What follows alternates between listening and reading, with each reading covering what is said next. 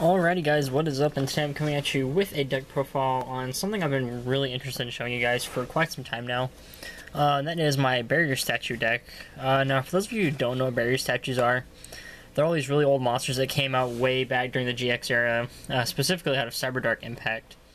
Where they basically all have the same, they're all essentially the same card, which I'll get into later. Yeah, this is just essentially an anti-meta deck that can easily be adjusted to the format depending on, of course, what's topping, obviously.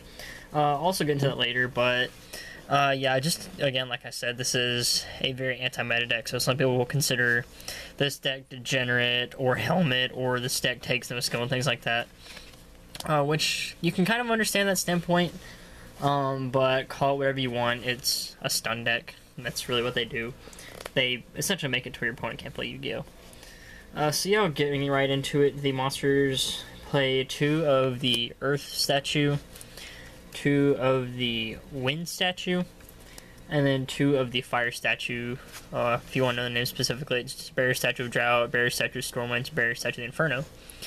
Now, specifically what all the statues are, they're all level 4 monsters, 1,000 attack, 1,000 defense, and essentially have the same effect where no monsters can be special summoned, except for monsters of their corresponding attributes. So, if you have Inferno on the field, no monsters can be special summoned except for fire monsters, and that's essentially what this deck does, is you want to sit on these guys and basically protect them as much as possible, while slowly going for a little bit of damage.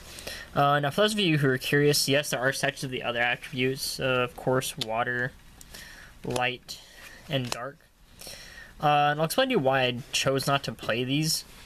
The water statue, because a lot of people do side Gamma Seal the Sea Turtle Kaiju, and that can easily out this. Now, granted, you do kind of play more monsters than that aren't water.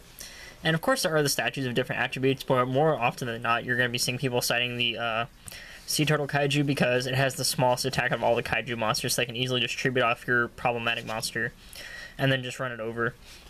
And then the light one and dark one should be fairly obvious because throughout Yu-Gi-Oh's history, there have always been top tier decks that are either light or dark based. Obvious ones right now being Cosmos for obviously both, and then Burning Abyss is still a thing, and then Monarchs to an extent. So that's why you don't play these, because if you summon this, they can just easily out it. And now, granted, the Monarch matchup is the worst matchup out of all the top tier decks at the moment for this deck, just because they can storm forth your statue and then summon, like, say, a Kuraz and eliminate your back row and things like that. Or they can domain and then storm forth and summon Aether or Erebus. Or they can just outright tribute this for Majesty's Fiend, which doesn't really hurt this deck that much. But yeah, I just kind of went with these just because fire is almost non-existent.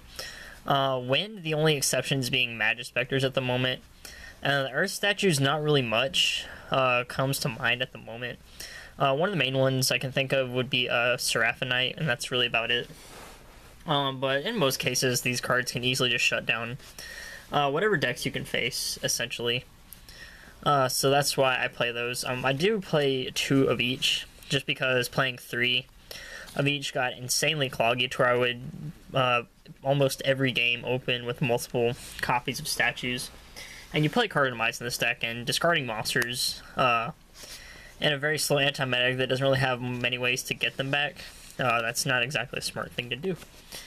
So next, of course, we also play 3 copies of Fossil Dynasty. Sadly, these aren't secrets, but what can you do? First world Yu-Gi-Oh problems. This essentially is kind of a pseudo statue, where no monsters can be special summoned outright. Something else to note is that if you have statues of multiple attributes on the field, like say you have an Earth one and then a Fire one, then their effects kind of override each other. Now, originally I thought their effects stacked, so like if you had an Earth statue and summon a Fire statue, they can only special summon an Earth or Fire, but apparently the ruling on that is that they kind of override each other to where you can't special summon, period. So it's something kind of interesting to note when playing this deck. This one also as well. It's 200 attack bigger, which is kind of nice. There are some interactions that I'll get into later. Plus it'd be kind of decent defensively if you set this and then you flip this. That's the only time Solemn Strike really hurts this deck, is whenever you flip your Fossil Dyna, sadly, which it is a mandatory effect. But you just kind of play them just as another pseudo statue that in general just stops special summoning, which is really, really good. And that's it for the monsters, come to find out. Next for the spell cards, like I did say earlier, 3-card Demise. Now, a lot of people think this card may get hit on the next ban list. Just because a lot of people say it promotes unhealthy gameplay or allows these degenerate decks to run free.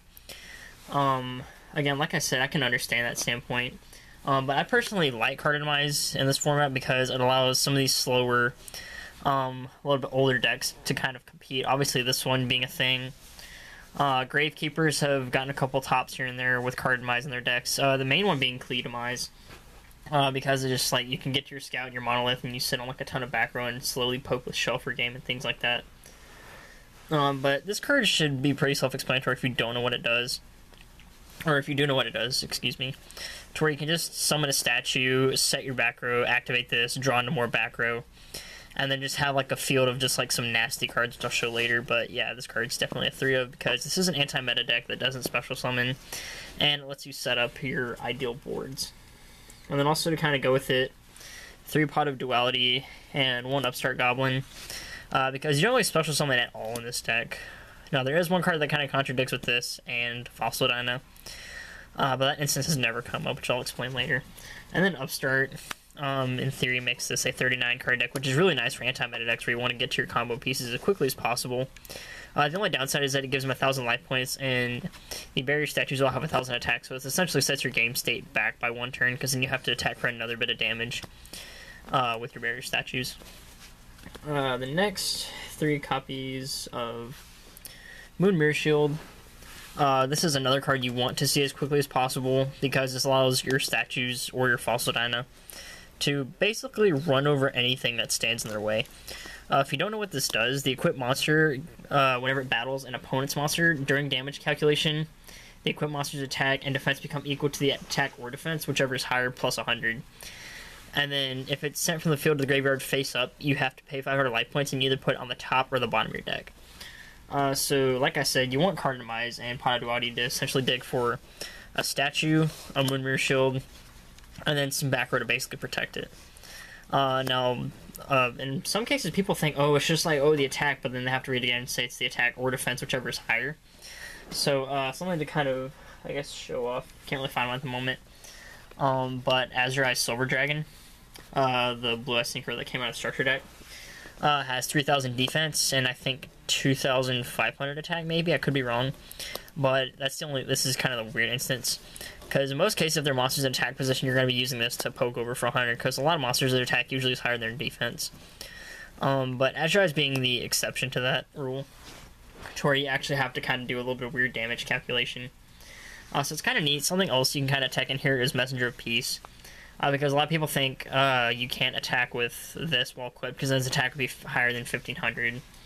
But the effect activates during damage calculation, so that allows it to kind of bypass the kind of Messenger of Peace drawback. And then the pay 500 life points kind of lets you recur this. More often than not, you're going to put this on the bottom of your deck because you don't want to draw into it again, because it's essentially a dead card unless you have a monster. But if you do have a monster in hand to normal summon and then equip with the next turn, you can put this on top and then just draw it again. So yeah, that card's kind of a necessary evil in the deck.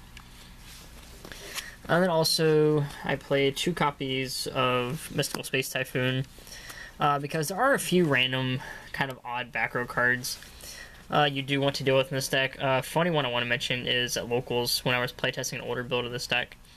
Played up against a friend that built Digital Bugs, and a really annoying card that really messed this deck up was Level Limit Area B, where all my statues equipped with Moon Mirror Shield just sat there in defense. And he could sit there and kind of poke over them because he played the Inzector build, and that card really messed me up.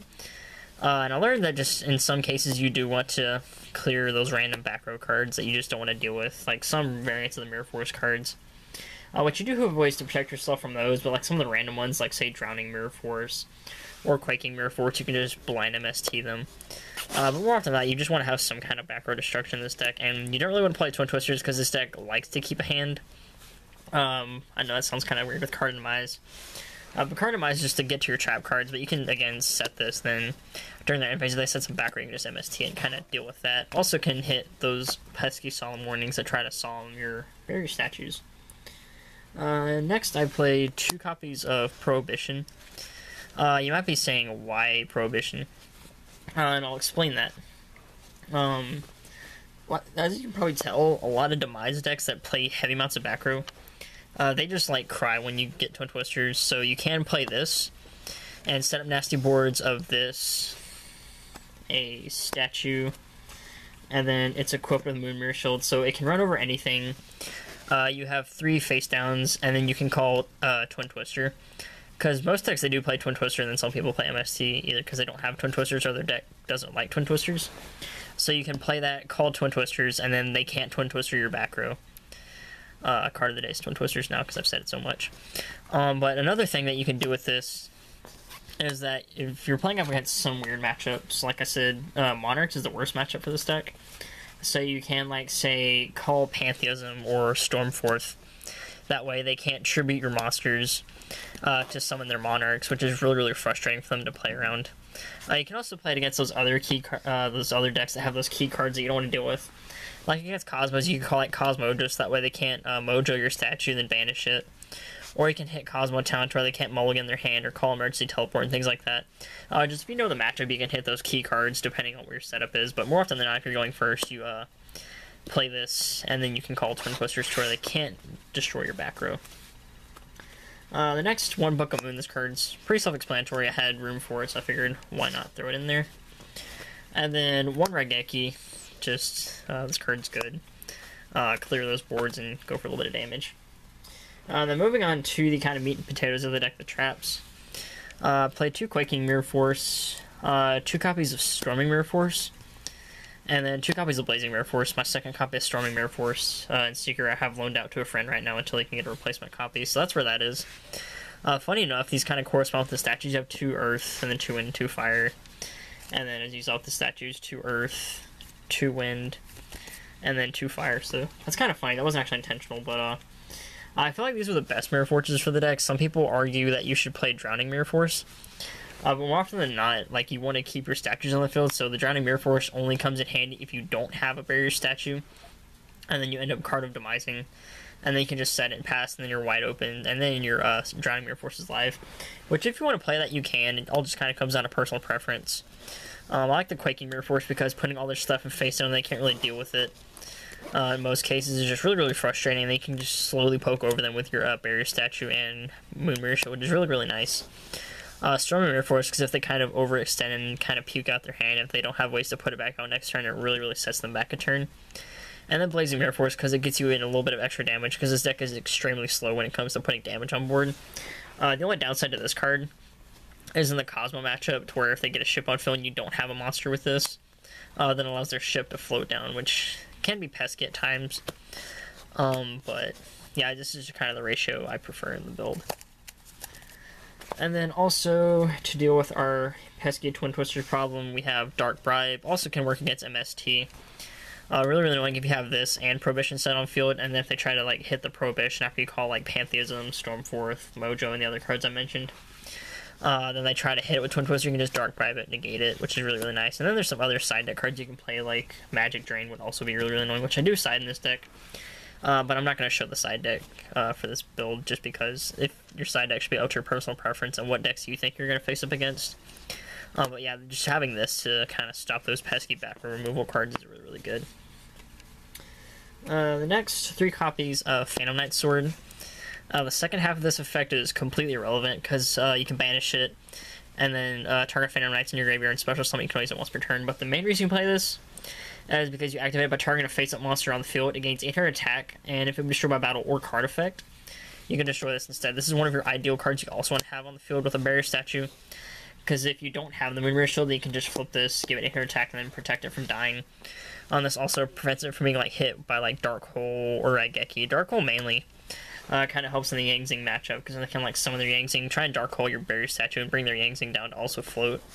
But you can flip this and keep the barrier statue on field, so then the Yangzing can only float into one of the corresponding attribute. So yeah, that's why this card's good in the deck. You just keep your barrier statues alive from destruction effects. The next 2 copies of Powerful Rebirth. This is a card I mentioned earlier that contradicts with your Pot of Duality and your Fossil Dyna. Because you activate it by targeting a level 4 lower monster in your graveyard, and then you special summon it and increase its level by 1 and attack and defense by 100. And then whenever that monster is destroyed, destroy this card.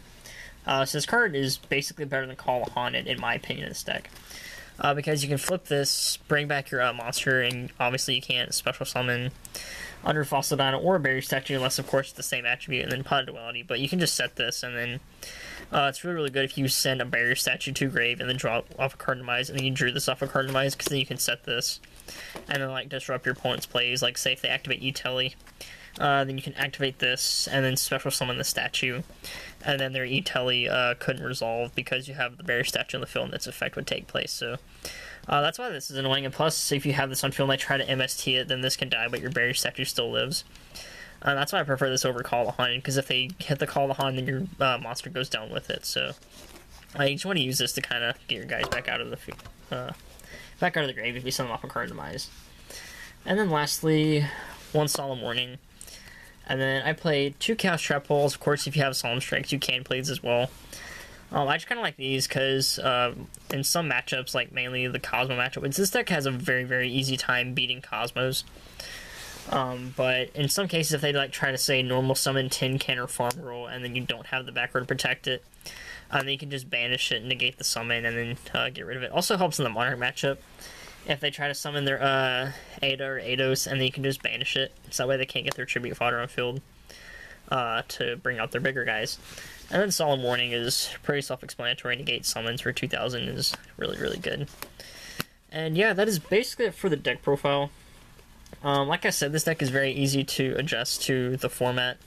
Of course, if there's obviously no light or dark decks topping at the time, then of course you could obviously put these in, and then if the Kaijus ever see play, or if Water Kaiju ever loses popularity in the metagame, then you can obviously take this and put it in as well.